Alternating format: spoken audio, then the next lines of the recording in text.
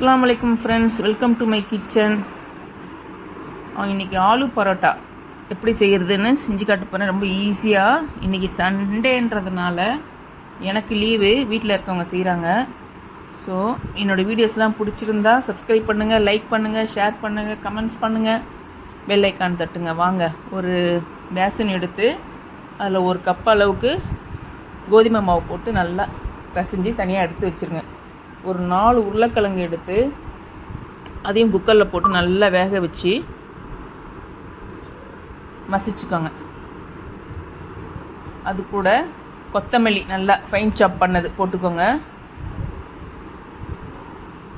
ஒரு பச்சை மிளகா இல்லைன்னா 1.5 பச்சை மிளகா எடுத்துக்கோங்க. அது நல்லா அதையும் சின்ன சின்னதாக நறுக்கி அதோடு சேர்த்து உப்பு தேவையான அளவு, கொஞ்சோண்டு காஞ்ச மிளகாத்தூள், ரெட் சில்லி பவுடர், கொஞ்சம் சீரக பவுடர், கொஞ்சம் தனியா பவுடர்.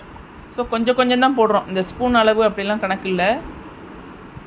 இப்போ நல்லா எல்லாத்தையும் மிக்ஸ் பண்ணுறோம். மிக்ஸ் பண்ணிவிட்டு பாருங்கள், எப்படி பேச்சுலர் சமையல் இது தான். நான் அழகாக இப்போ செய்கிறாங்க பாருங்கள். ஸோ இது கொழுக்கட்டைக்கு பூர்ணம் வைக்கிற மாதிரி அந்த ஒரு கப்பு மாதிரி செஞ்சு அதுக்குள்ளே இந்த உருளைக்கிழங்கு மசாலா வச்சுருங்க. ரொம்ப ஈஸிங்க. நான்லாம் செஞ்சேன்னா அந்த ஆலு பரோட்டா பெரிய வேலை பார்ப்பேன்.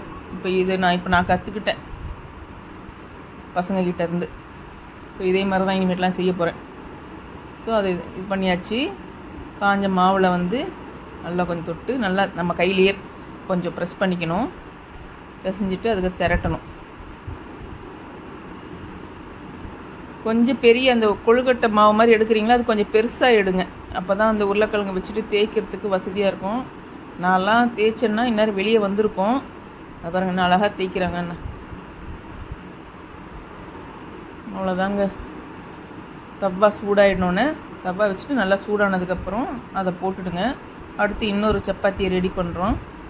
அதே மாதிரி தான். ஸோ பூர்ணம் மாதிரி ரெடி பண்ணிவிட்டு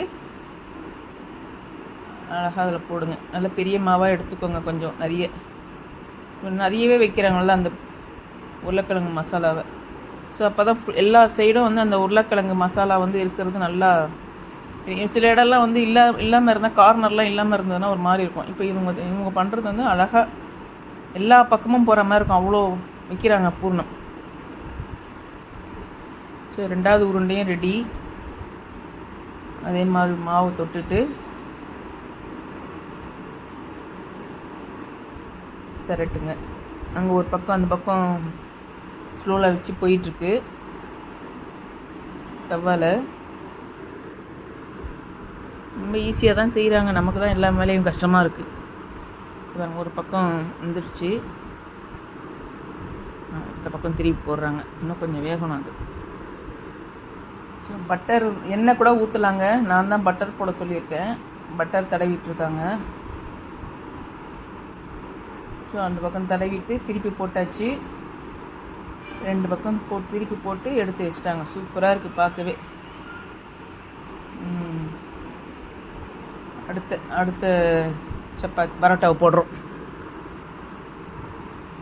ரொம்ப ஈஸியான மெத்தடுங்க இது. நான்லாம் அந்த மசாலாவே வானலில் வச்சு அதை வதக்கி எல்லாம் போட்டு அதுக்கே நான் டயர்டாகிடணும். அந்த மாதிரி வேலை பார்ப்பேன் நான். ஸோ அடுத்த பரோட்டாவுக்கும் பட்டர் தடவிக்கோங்க. நீங்களும் எண்ணெய் கூட ஊற்றலாம், ஒன்றும் பிரச்சனை இல்லை.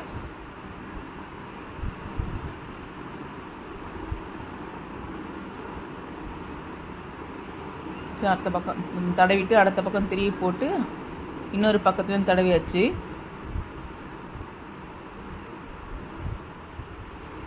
ஈஸியான முறையில் ஆலு பரோட்டா. அவ்வளோதாங்க, இதுவும் முடிஞ்சிடுச்சுங்க. சூப்பராக இருக்குது பாருங்களேன். லீவ் டே ஸ்பெஷல் இதெல்லாம்.